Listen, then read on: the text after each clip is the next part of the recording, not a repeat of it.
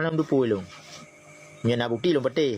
Mesti ji nak putusan pengadilan ni sidang patah mesti ji yang bawa Prabowo di Poh Aceh. Mana bukti gimana nak pegah apa? Bukti pengadilan militer dipecat tidak hormat. Nya tidak hormat dipecah janji ke Menhan Matonis. Dipecat tidak hormat kasus penculikan di Jakarta, penculikan aktivis anak buah yang culik. Kau ni Poh Aceh, hai Matonis. Lagi nyanyi cara haji, bet tapi pindah-pindah gok menyayah anak-anak. Bang, CPK dengan Abu Syik. Putar PK dengan Abu Syik. Ngau runde nak ulama ada PK.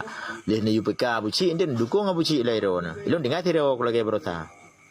Hidup Prabowo, tetap hidup. Rumah gedung kiban pelanggaran HAM. Rumah gedung pelanggaran HAM. Siapa pelaku? Prabowo pelaku. Palingnya Prabowo. Menyenak ada bukti. PA dukung Jokowi jenuh. Hana Prabowo PA hana dukung Jokowi. Jokowi Presiden Roji. Babat TikTok nak peng iron. Patah peng yang kunut cok.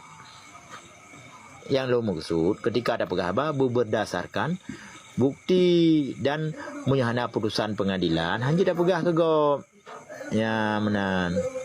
Sudah pegah Prabowo Poh Aceh. Bukti tahu bukti. Rumah hudung pelanggaran HAM yang dilakukan oleh TNI. Presiden Soeharto. Presiden Megawati darurat militer. Yang Prabowo perintah patah. Ataupun yang Prabowo ya po. Oh Prabowo kadang tentera naruh hipoh bisa saja. Tapi tak bukti. Anak Prabowo tentera naruh hipoh bisa saja.